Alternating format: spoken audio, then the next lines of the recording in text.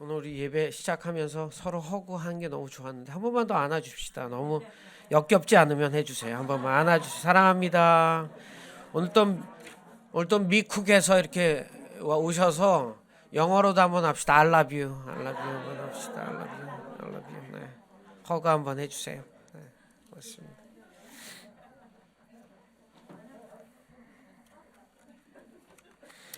어제 제 친구가 무슨 개업을 해서 제가 갔었어요. 갔더니 이제 라면을 개업 기념으로 라면을 끓여주는 거예요.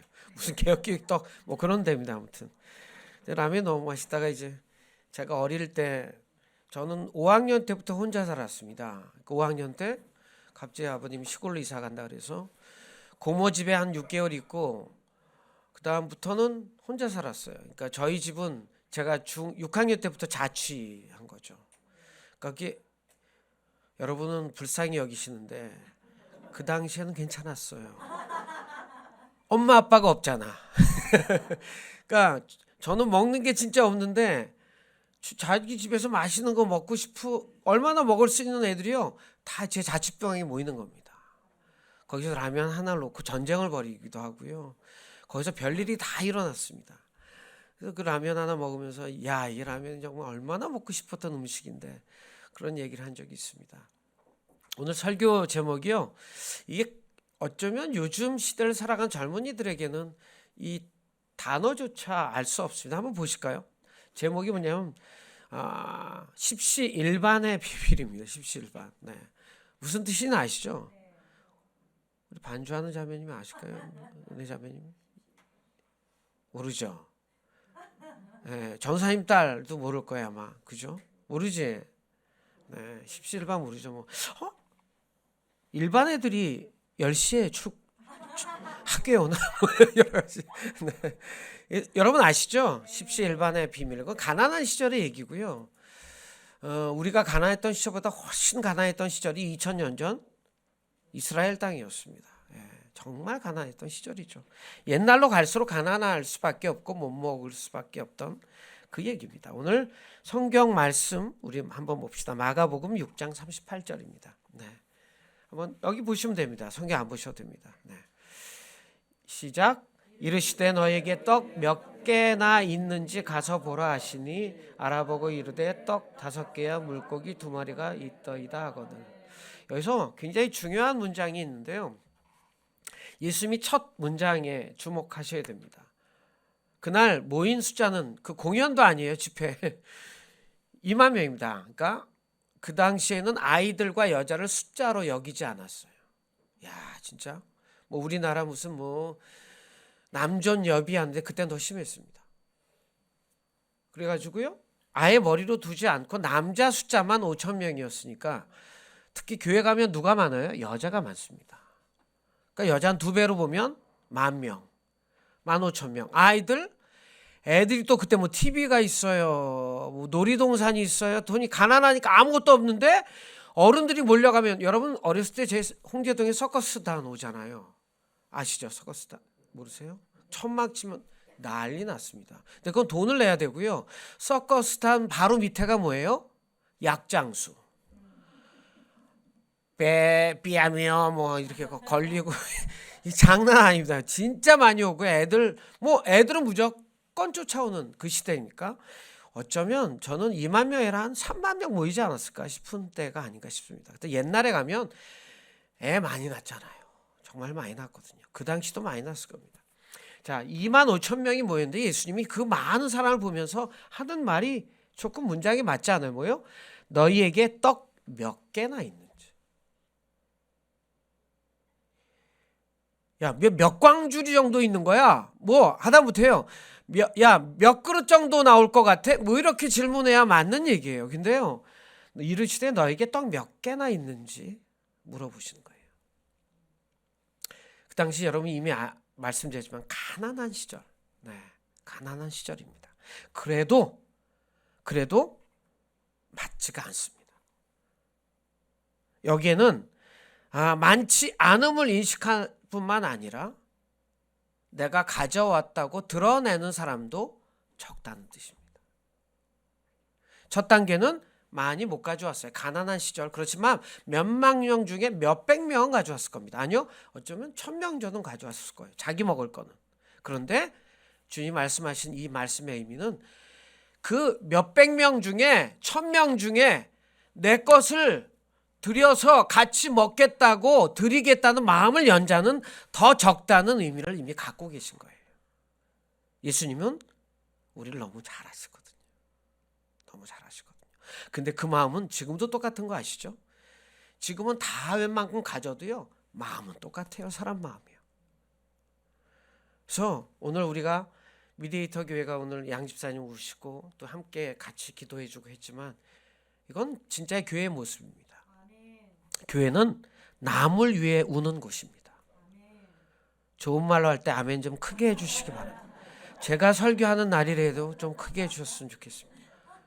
여러분, 교회는 나를 위해서 오는 곳이 아니에요. 남을 위해 오는 곳이에요. 오늘 뭐 간증했죠? 그거 너무 맞는 말이거든요. 웰다잉을 준비하면 주님이 먼저 그 나라와 그 일을, 그거 똑같은 의미예요. 그 웰빙은 자동이 오토매틱. 미국에서 오토매틱이 되는 거예요. 그런데 여러분 마찬가지예요. 남을 위해서 울면 내 눈물은 어느 날 말라요. 왜요? 울 이유가 사라지는 거예요. 예. 적어도 미디에이터 교회가 그렇게 돼야 미디에이터 교회입니다. 네. 예수님은 사람을 아셨던 거예요. 그리고 우리 같이 먹을 제자들이 그러지 않겠어요? 예수님이요, 먹을 것 걷어 내라고 말씀하십니다. 이제 내주세요 하는데 그 중에 1000명 중에 몇 명 안 될 거라는 거예요. 몇 개 안 나올 거라는 걸 이미 예측하신 거죠. 자, 사무엘상 16장 6절에서 7절 말씀을 우리 한번 보도록 하겠습니다. 자, 같이 읽을까요? 그들이 오매 사무엘이 엘리압을 보고 마음에 이르기를 여호와의 기름 부으실 자가 과연 주님 앞에 있도다 하였더니 여호와께서 사무엘에게 이르시되 그의 용모와 키를 보지 말라. 내가 이미 그를 버렸노라. 내가 보는 것은 사람과 같지 아니하니 사람은 외모를 보거니와 나 여호와는 중심을 보느니라. 네. 배 한번 만져보세요. 거기가 중심이에요. 네, 여러분. 자, 이 얘기는 뭔지 알겠죠? 무슨 얘기인지 알죠? 사울에게 상처받은 하나님까지 통틀어서 상처 가장 많은 분이 누굴까요? 저는 하나님이라고 생각 들어요. 하나님이 상처받아? 받죠. 근데 스스로 완벽하게 치유하시는 분이죠. 네, 받아요. 왜 안 받아요? 그래서 내가 너한테 난 질투의 하나님이라 그러고 화내시기도 하고, 그죠? 그래서 벌을 주시기도 하잖아요. 상처받고 올바른 상처를 받는 거죠. 올바른 상처. 네, 아무데나 맞는 거 아니에요. 네, 남이 책받침 던졌는데 칼로 받거나 그러지 않아요. 명언인데. 네, 죄송합니다. 네, 썰렁하게 해드려서. 자 보세요. 우리가 너무 잘 알죠. 하나님은 용모를 취하지 않는 분인 걸 너무 잘 알아요. 엘리압을 보자마자 사무엘은 마음이 확 갔어요. 큰 형, 잘생겼죠, 키 크죠. 그냥 맞다 이러고 갔는데 하나님이 여기서 바로 대답을 하시는 거죠. 아니다라고. 그런데 좀 이상해요.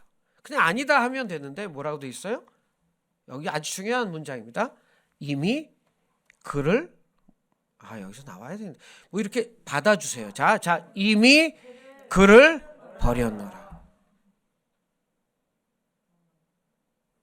자, 여기서 왜 하나님 그냥 동네 아저씨면 내가 이해가 돼요. 뭐 사적인 일이 있었나 보다.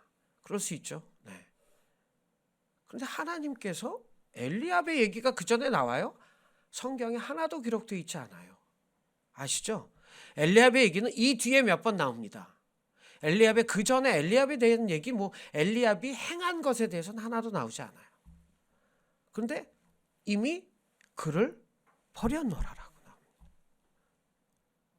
성경에는 없지만 하나님 엘리압을 알고 계셨던 거죠. 자, 추측을 해봅시다. 추측을 하는 거예요. 이게 다 맞을 거라고 생각하지 않아요.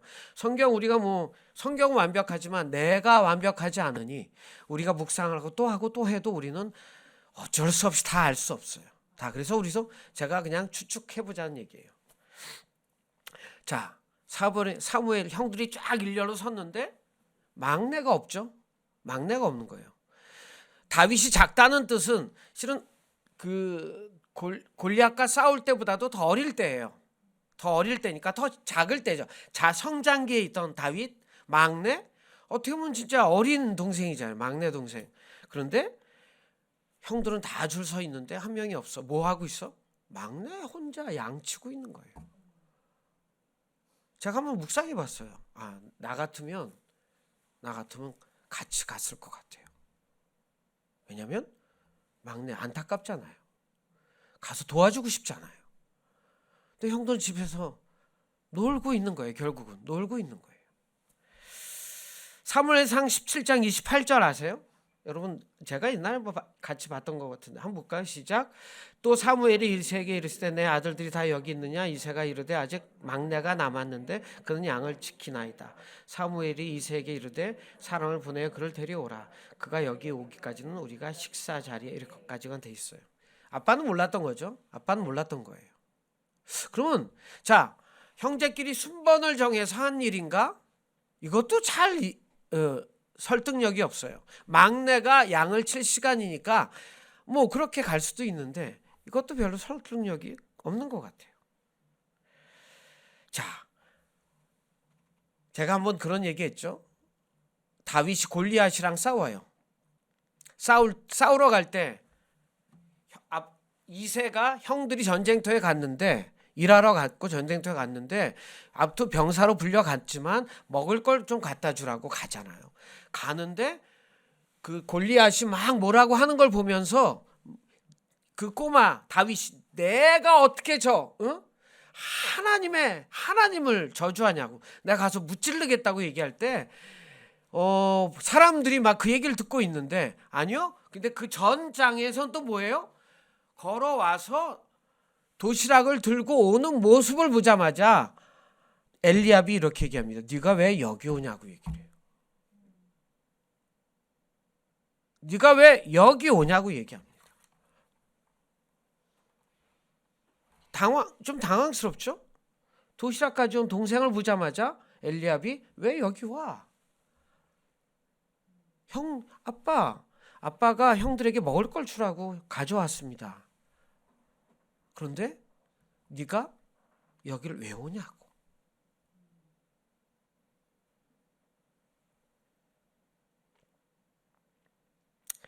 여러분, 엘리압의 질투가 거기서 대단히 심하게 나옵니다. 아시죠? 사무엘 말씀 아실 겁니다. 제가 한번 말씀드렸나요? 엘리압은 알고 있었어요. 사자의 입에서 양을 뽑아내고 건져내고 곰의 발톱에서 양을 건져냈던 경험은 다윗에게만 있었던 경험입니다. 그건 뭐냐면 목숨을 걸고 양을 지켰던 거예요. 그리고 이겨낸 거예요. 그래서 제가 얘기했죠. 다윗을 엘리압이 걸어오는 순간 다윗은 골리앗을 이길지도 모르겠다는 생각이 든 거죠. 왜냐하면 사자를 이겼으니까요. 곰을 이겼으니까요. 거기에 또 질투심이 생긴 거예요. 질투는 계속돼서 됐어요. 왜냐하면 성실하죠. 자기는 도망왔는데 전화가 오면 얘가 얘기했을 거예요. 얘기했나?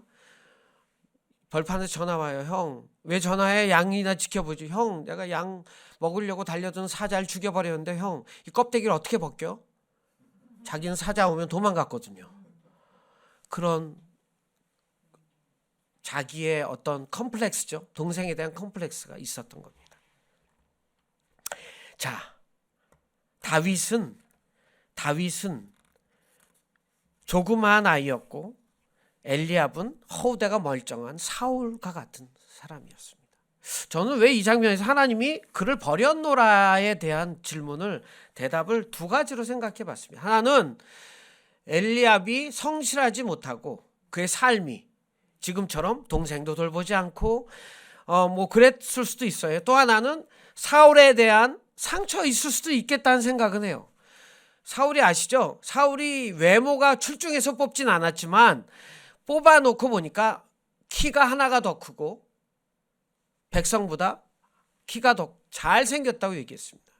그리고 되게 신실했습니다. 그러나 결국은 하나님을 배신하고 결국 그 상처일지 모르지만 그 상처보다는 제가 보기에는 하나님은 그 삶을 바라보셨을 거라고 저는 생각합니다. 그래서 엘리압을 버려놓으라고까지 할 단어까지 쓸 일이 아닌데 거기서 버려놓으라고 합니다. 자, 오늘 십시일반에 대한 얘기를 좀 구체적으로 가려고 합니다. 십시일반은 10시에 밥 한 그릇 먹자는 뜻은 아닙니다. 10숟가락이 모이면 한 그릇에 밥이 된다는 뜻이죠. 가난한 시절 우리가 그래 내가 10숟가락 먹을 수 있지만 9숟가락만 먹고 배가 살짝 고프지만 굶어 죽는 사람은 살려내자는 뜻이에요. 그래서 아무것도 없는 한 숟가락의 밥도 없는 사람에게 우리 하나씩 떠서 주면은 거기도 9이 될 수 있지 않겠냐, 10이 될 수 있지 않겠냐, 같이 살 수 있지 않겠냐. 저는 그걸 중고등학교 시절 너무 많이 경험했으니까요. 전 제가 고3 때 친구가 생각나요. 제가 가기만 하면 덩치가 한 80kg, 90kg 됐는데 녀석이 짝이었는데 도시락 반을 딱 떼어서 절 줬어요. 아침도 못 먹고 오는 걸 알고. 와, 예수 의리왕이요. 진짜 걔가 예수 믿는 아이였을 거예요. 여러분, 하나님 십시일반으로 일하시는 분입니다. 그 꼬마의 오병이어로 일하셨던 분처럼 하나님은 십시일반으로 일하시는 분입니다. 제가 한국교회를 보면서 저는 미디에이터 교회가 꼭 해야 될 일이 하나 있습니다. 일시 10반으로 일하는 걸 좋아하는 게 한국교회입니다. 누군가 돈 많은 사람이 한번 딱 내서 교회 하나 짓고 그리고 차 하나 사고 누군가 해서 땅 사고 누가 유산 물려줘서 그래서 목사님들이 언제나 밥 먹는 사람이 누구예요? 돈 많은 장로님, 땅 많은 권사님. 그들 만나느라고 정말 가난하고 정말 병들어 있고 헌금 하나 낼 수 없는 사람들을 만날 시간이 없는 거예요. 이게 한국교회의 큰 병입니다. 그러니까 어느 날 누가 일해요? 그 돈 많은 분이 일하는 거예요. 하나님께는 기대도 안 해요.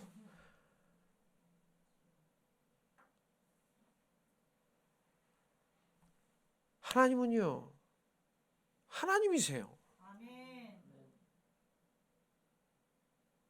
누군가의 큰 헌금이나 큰 돈이나 누가 뭐로 일하시는 분이 아닙니다. 그게 무의미하라는 뜻이 아니에요. 누가 낼 수도 있고 그게 나쁘다는 뜻이 아니에요. 거기에 마음을 빼앗기지 말라는 뜻입니다. 그것조차도 하나님이 일할 때 그 만평 땅도 한 숟가락의 의미라는 것을 새기셔야 된다는 뜻입니다. 그걸 모르면 어느 날 그래서 쪼르륵 대통령이 그러면 쪼르륵 가는 그게 한국교회 대표라고 하는 사람들이 돼버린 겁니다. 한 아이의 오병이어 과부의 두렙돈 사르밧 여인의 마지막 한 숟가락 어린 다윗 말 더듬고 난 말도 못한다는 모세 누가 봐도 너무 작은 밥 한 숟가락이었습니다. 그러나 그런 인생과 상황과 물질을 그곳에 마음이 담기고 생명이 담기고 겸손이 담길 때 하나님의 손에 들려지게 될 때 그것은 놀라운 역사를 이루어낸다는 것입니다.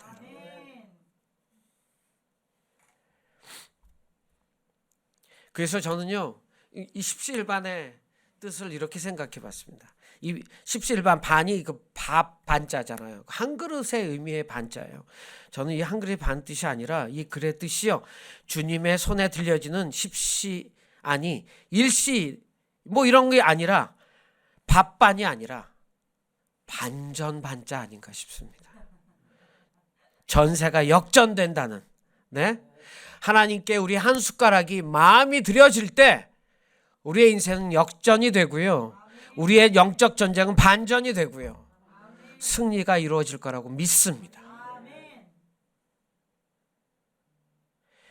이 비밀에 관심 없는 사람들의 태도가 하나님의 일조차 쉽고 편한 방법을 찾아 나서는 겁니다. 그래서 말씀드렸지만 어디에 누가 있는지. 난 지난번에 가장 역겨웠던 때가 언제냐면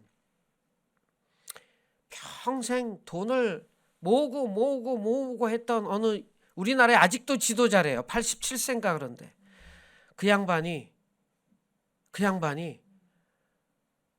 어깨 지금 대통령 된 분이죠.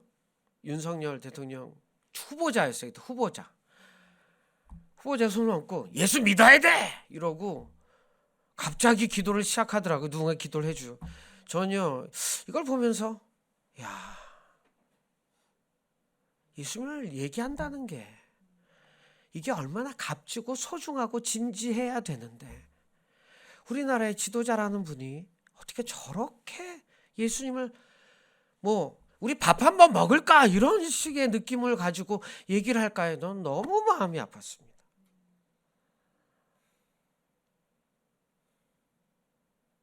우리 미디에이터 교회는요, 낮은 자를 더 찾아가서 그리고 어려운 자를 더 찾아가서 함께 울어주는 교회였으면 참 좋겠습니다. 부유한 자의 100억이나 가난한 자의 100만 원이나 100원도 똑같이 보는 믿음의 눈을 뜨시기 바랍니다. 그럴 때 이 미디에이터 교회가 가장 아름다울 수 있는 이유가 뭔지 아세요? 남들이 얘기할 땐 부자와 가난한 자 구별이 보이지만 우리 안에 들어오면 보이지 않는 것이에요. 유명한 자, 무명한 자가 똑같이 보이는 것이에요. 이게 꼭 찾아와야 될 미디에이터 교회가 한국 교회에 꼭 보여줘야 될 모습이란 뜻입니다. 그때 세상이 우리에게 와서 너희 안에 소망이 무엇냐고 물어보게 될 겁니다. 세상보다 아름다워 보이니까요. 지금은 안 물어보입니다. 왜요? 세상보다 형편없어 보이니까. 그래서 안 물어보는 거예요. 예. 제가 예전에 한번 얘기했잖아요. 성질 더러운 사람한테 인터뷰 안 합니다. 성질 더럽고 막 나쁜 짓만 하는 사람에게 마이크 대고 선생님 어떻게 이렇게 성질이 더럽게 됐고 어떻게 이렇게 나쁜 짓을 하게 되는지 좀 이렇게 알려달라고 묻지 않습니다. 어떻게 누구한테 물어요? 항상 선하고 좋은 분에게 묻는 거죠. 선생님 어떻게 그 주위에도 그렇게 낮은 모습으로 그렇게 선한 일을 행하십니까? 이건 인터뷰하지만 누가 악한데 그걸 좀 어떻게 하냐고 물어보진 않아요. 지금이 딱 아직은 한국교회예요. 교회 와서 물어보지 않아요. 너희들은 왜 이렇게 멋있게 사냐고 물어보지 않아요. 우리 멋있게 살아야 됩니다. 우리 옆에 분에게 한번 얘기합시다. 멋있게 삽시다. 멋있게 삽시다. 네, 멋있게 삽시다.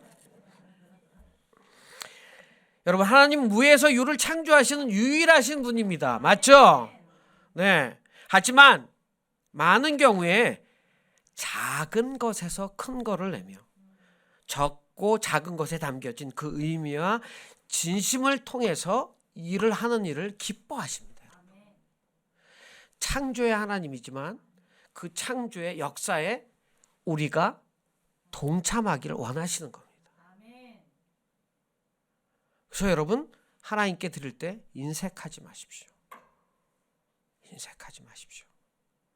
여러분이 아무리 많이 드렸다고 하나님께 많은 게 없습니다. 그러니까 교만도 하지 마십시오. 나 이거 조금 드려. 이거 창피해. 여러분 하나님께는 작은 게 마음만 담기면 작은 건 하나도 없습니다. 마음이 담기면 다 큰 겁니다. 예수님은 돈의 금액을 보지 않으세요. 아시죠? 네. 그 안에 담겨진 드리는 자의 마음을 보시는 분입니다. 그 마음의 크기만큼 일하시는 분이고 또 일을 맡기시는 분입니다. 그러니 반대로요. 돈의 액수가 아무리 많아도 하나님을 향한 마음이 담겨지지 않은 건 뭐예요? 아까 얘기했죠? 작은 거예요. 작을 수밖에 없어요. 그렇다면 어떻게 드려야 마음이 담긴 주님이 기뻐 받으신 제물이 되고 또 그 헌금이 되고 헌신이 되고 반전과 역전을 기적을 만들어낼까요? 아주 간단하게 세 가지만 보겠습니다. 첫 번째는 그것을 주님께 가져가야 됩니다. 그죠? 오병이어가 과부의 두 렙돈이 주님께 손에 가져갔기 때문에 역사가 일어난 것이에요. 드려지지 않으면 일어나지 않습니다. 하나이가 갖고 있다는 것을 아는 것은 수만 명 중에 아까 말씀봤지만 한 명이 도시락을 가져오진 않았을 거라는 예수님은 예측을 한 것이죠. 도시락을 가져온 수백 명, 또 1000명, 그 외에 다른 사람들 몇십 명이 됐든 다른 배고픈 여러 사람을 둘러보며 불쌍히 여겨서 나눠 먹고 있는 사람도 있었을 거예요. 그 중에 무슨 얘기인지 아시죠? 수백 명이 왔어요. 야, 이래야 같이 밥 먹자. 그런 사람도 있었겠죠. 또 있었을 거예요. 있었어요. 그러나 그거는 그냥 두세 사람을 배부르게 합니다. 좋은 일이지만 반전을 만들어낼 수는 없습니다. 이 꼬마가 예수님을 드리라고 가져왔는지 제자들이 가져온 사람 물어봤을 때 그냥 제자들을 주려고 가져왔는지 모르지만 이 꼬마가 분명한 것은 예수님께 드렸기 때문에 그 역사가 일어난 겁니다. 여러분, 선한 일을 넘어서서 기적을 일으키는 일은 반드시 주님께 가져가야 일어나는 일입니다. 두 번째는 그래서요, 아무리 마음이 있고 뜻이 마음에 있어도 예수님의 손에 드려져 있을 때만 역사하는 것이에요. 두 번째는 전부를 드려야 된다는 뜻입니다. 전부. 근데 전부라는 걸 옛날엔 너무 많이 정말 약간 잘못된 목사님들은 목사님이라고 붙이고 싶지 않아요. 정말 너무 잘못 성도들을 얘기하고 가르친 적도 너무 많습니다. 그래서 전부 드려야 된다면 집 팔고 땅 팔고 다, 이거는 복음에 대한 얘기예요. 여러분, 집 팔고 땅 팔고 하는 것은 구원을 받는 얘기예요. 내 모든 과거의 역사 모든 걸 버리고 예수를 주인으로 모시는 거, 이거 집 팔고 땅 팔고의 의미예요. 여러분, 이거는 진짜 모든 걸 다 드리는 거예요.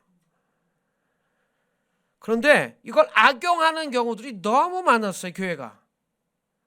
그래서 제일 가슴 아픈 건요, 여러분, 교회 짓는데, 예배당 짓는데, 생명을 살리는 것도 아니에요. 예배당 짓는데 전세금 빼고 월세 빼고 전 이해가 되지 않았어요. 여러분, 여기 잘 보세요. 누가복음 21장 1절에서 4절 한번 보세요. 아까 제가 보내드렸나요? 네. 4절까지 좀 하실 수 있나요? 4절까지. 한번 여기 쭉 가죠. 자, 한번 같이 읽어봅시다. 시작. 예수께서 눈을 들어 부자들이 헌금함에 헌금 넣는 것을 보시고 또 어떤 가난한 과부가 2렙돈 넣는 것을 보시고 이르시되 내가 참으로 너에게 말하노니 이 가난한 과부가 다른 모든 사람보다 많이 넣었도다. 저들은 그 풍족한 중에서 헌금을 넣었거니와 이 과부는 그 가난한 중에서 자기가 가지고 있는 생활비 전부를 넣었느니라 하시니라. 여기서 뭐예요? 중요한 단어가 뭐예요? 생활비.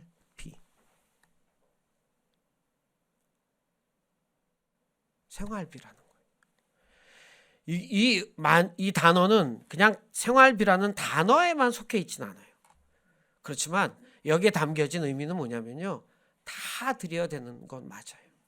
그렇지만 무모하게 예수님이 무모하리만큼 너의 물질을 가지고 오라고 하시는 분이 아니에요.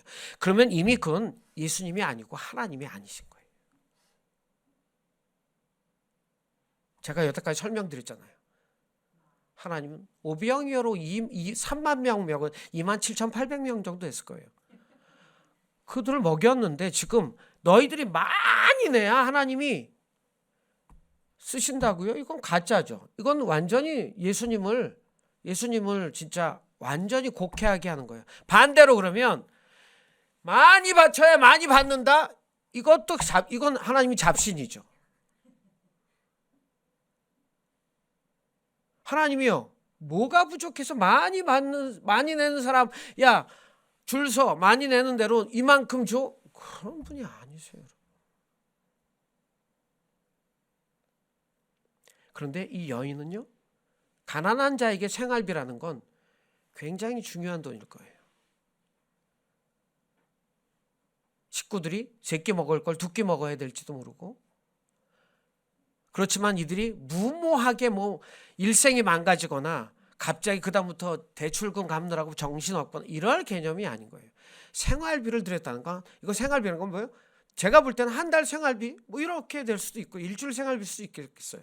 예수님이 생활비 전부를 넣으니라. 자, 보세요. 그러면 제가 이 여인이 이렇게 드렸겠어요? 예수님, 제가 생활비를 다 드립니다. 아니요. 그렇게 안 했을 것 같아요. 그럼 예수님 뭐요? 그걸 보면서 두렙돈을 보면서 생활비라는 걸 알고 계셨던 거예요.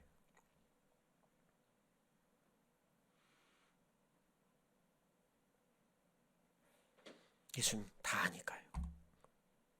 그 두렙돈이 전 재산을 팔아온 게 아닌 것도 알았고요. 전세 보증금 뺀 게 아닌 것도 알았어요.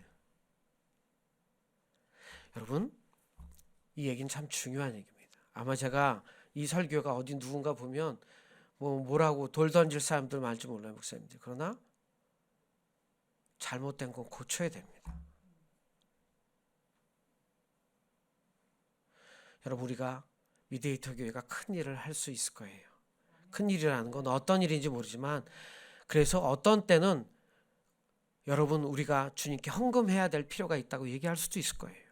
그렇지만 우리 교회는 무모하게 하지 맙시다.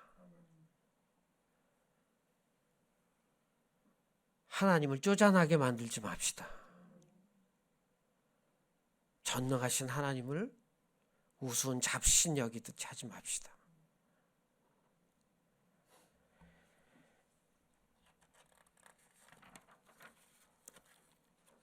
세 번째 뭐예요? 배고픔과 불편함과 고통을 감수해야 됩니다. 드려진다는 건 그 정도의 희생은 따라와야 돼요. 목숨을 드린다고 할 수 있어요.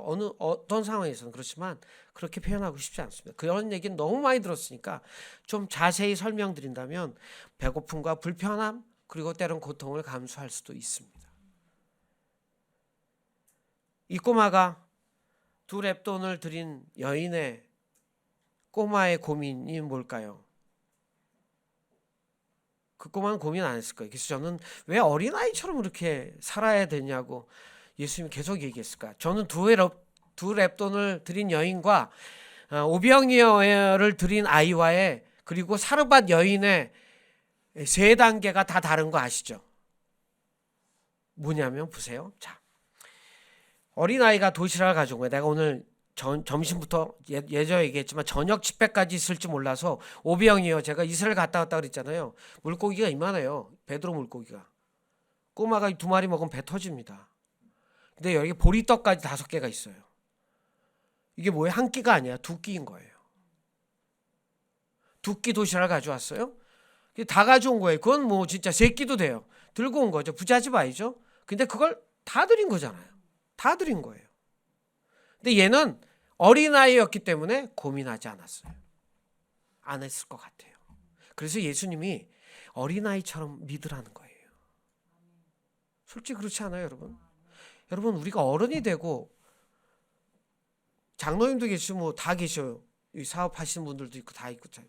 이게 몸이 커지면서 이상하게 수입은 느는데 걱정거리는 더 많아. 그죠? 해야 될 게 많고 뭐 줄 게 많고 뭐 많으실 거예요. 그러니까 어디가 뭐 주려면 고민이 되는 거예요. 고민이 되는 거예요. 근데 어린아이는 그게 없어요. 고민하지 않아요. 그냥 예수님 내라 그러면 예수님 가져오래. 그냥 가면 되는 거예요. 예. 고민 2번, 3번, 4번 생각이 없어요. 자, 2번째 여인, 두렙돈 여인은 뭐예요? 아무 얘기도 없지만 고민했을 것 같아요. 가난한 우리 식구들이 이거 내면 한 달 동안 참 힘들고 어렵겠다. 한 번쯤 고민하지 않았을까요? 생활비라는 개념, 하루 먹을 도시락 개념, 아이와 어른 했을 것 같아요. 그래서 약간 비슷한 아줌마가 나오는데 사르밧 여인이잖아요. 마지막 먹은 밀가루와 기름을 그걸로 나한테 먹을 걸 주라고 하니까 뭐라 그래요? 여긴 문장이니까 업앤다운이 없잖아요. 글씨는 업앤다운이 없어요. 그런데 너 지금 우리가 먹을 것도 없어서 이거 먹고 이제 몇 달 동안 한 끼 먹고 살다가 이게 마지막에 먹고 죽으려고 하는데 어디서 나한테 달라고, 이거예요. 그죠? 근데 그 다음에 한 번 더 고민하고 주잖아요. 근데 상관없어요. 어린아이처럼이든 한 번쯤 고민한 사람이든 한바탕 큰 소리 내고 이 인간아 엘리야한테 뭐 뺨을 때렸든 상관없어요. 뺨 때려도 상관없어요. 결국은 드렸잖아요. 드렸잖아요. 믿음의 크기 따라 우리는 고민할 수도 있어요. 고민이 깊어질 수도 있어요. 전 부탁은 우리가 어느 날 고민이 줄어들고 주님께 드리면서 계속 기쁘게 드리다가 하나님의 역사를 보면서 어느 날 어린아이처럼 고민이 없어지는 단계까지 갔으면 참 좋겠습니다. 주님께 기쁨으로 드리고 아름답게 드려서 우리도 십시일반이 아니라 그냥 밥 한 그릇이 아니라 십시일반인데 그 반이 반전의 역사, 역전의 역사, 기적의 역사를 이루시는 여러분 되시길 바랍니다. 이렇게 불편하고 나의 전부를 주님께 가져갈 수 있다면 그때 우리가 드리는 십시일반은 아름다운 기적을 이루어낼 겁니다. 같이 기도합시다. 불 좀 꺼주시고요. 우리 잠깐 기도할 때 제가 먼저 용서를 구하는 건 늦게 목사가 됐지만 성경에 근거하지 않은 한국 교회를 대표해서 회개합니다. 목사이기 때문에 성경에 근거하지 않은 무조건 바치면 축복을 받고 집을 팔고 전세를 팔고 월세를 내서 다 교회에다 바치면 된다고 했던 얘기들 정말 회개하고 용서를 구합니다. 우리 미디에이터 교회는 잘난 교회도 훌륭한 교회도 아니지만 바른 교회이고 싶어서 교회가 시작이 됐습니다. 바른 거를 갖기 위해서는 바르지 않았던 습관들을 버리는 것입니다. 이제 우리 이렇게 한번 주 앞에 우리의 삶을 드립시다. 고민했던, 고민하지 않았던 문제는 드리지 않는 사람들의 삶에 반전은 일어나지 않는다는 뜻입니다. 하나님이 꼭 내가 죽음 앞에 있을 때 달라고 그래요. 네 것을 달라고. 내가 생활비로 참 어려움이 있을 때 네 생활비를 달라고 할 때가 참 많으세요. 성경의 역사가 늘 그랬어요. 우리의 머리로 너무 이해하려고 하지 마세요. 분명한 건 하나님이 그때 하나님께 드리는 자를 성경에 가득히 축복하셨으니까요, 여러분. 그렇다면 분명한 것은 하나님이 너를 축복하시기 위함인 건 분명한 거예요. 적어도 우리를 축복하지 않으셔도 우리를 통해 다른 이를 축복하실 겁니다. 그럼 됐잖아요. 하나님 이제 우리가 주 앞에 드리기로 결정합니다. 하나님 말씀하실 때마다 아름답게 드리고 싶습니다. 우리를 통해서 반전의 역사, 역전의 역사, 기적의 역사도 일어나게 해 주시옵소서라고 우리 같이 한번 기도합시다. 함께 기도합시다. 하나님 아버지 기도합니다. 하나님 기도합니다. 이렇게 우리가 할렐루야 주님 우리 안에 주님의 마음을 허락해 주시옵소서.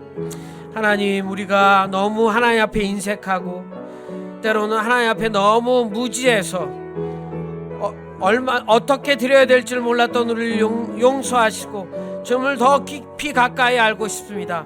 다만 주님 드리라고 할 때 여전히 생활비로 고민하고 우리가 죽을까 고민하며 그 드리기로 했던 걸 멈췄던 우리의 미련함도 용서해 주시옵소서. 이제 주님 찾아오시는 주님의 손길에 우리가 기쁨으로 드리고 싶습니다. 감사하며 드리고 싶습니다. 그리고 어린아이처럼 생각하지 않고 그렇게 주님을 기쁨으로 생각하며 드리는 우리가 될 수 있도록 인도해 주시옵소서. 그렇게 우리가 정말 하나님 앞에서 결단하며 그렇게 살아가기로 결정합니다.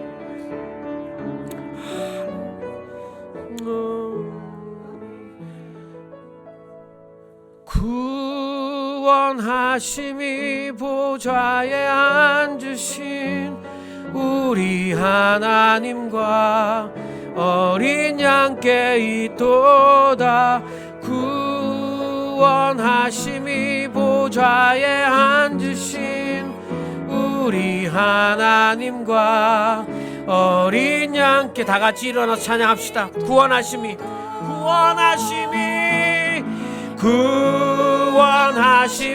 보좌에 앉으신 우리 하나님과 어린 양께 있도다. 구원하심이 보좌에 앉으신 우리 하나님과 한 번만 더요. 우리의 드림으로 인해 구원의 역사가 있도록, 기적의 역사가 있도록, 구원하심이 보좌에 앉으신 우리 하나님과 어린 양께 있도다. 구원하심이 보좌에 앉으신 우리 하나님과 어린 양께 있도다.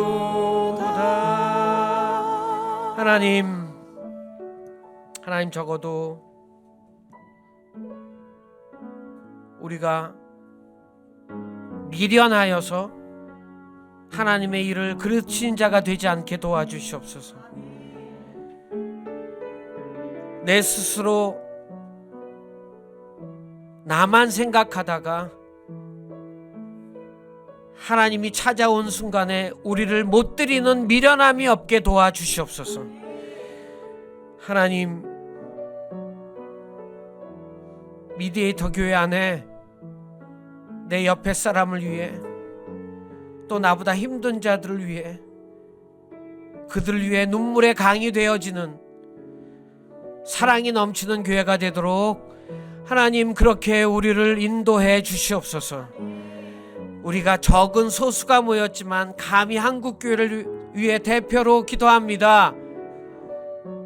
하나님이 하나님 되시도록, 하나님이 정말 하나님 되시도록 만드는 교회가 되도록 하나님, 우리가 그렇게 아름답게 걸어가도록, 말씀에 어긋나지 않도록, 크고 작음이 아니라 바르게 걸어가는 교회가 되도록 인도해 주시옵소서. 이 흐름이 온 교회에 흘러가서 예수를 모르는, 그냥 잡신을 알고 바르게 살아간다고 하는 사람들과 올바르게 살아가는 자들조차도 교회를 보며 어쩔 수 없이 하늘에 대한 소망을 물어보는 교회들이 되도록 축복해 주시옵소서. 우리를 이렇게 주 앞에 서게 하시니 감사하고, 주 우리의 마음을 다져 싸우고 고백하여 싸우니 지켜내도록 인도해 주시옵소서. 감사하며 예수님 이름으로 기도합니다. 아멘. 아멘.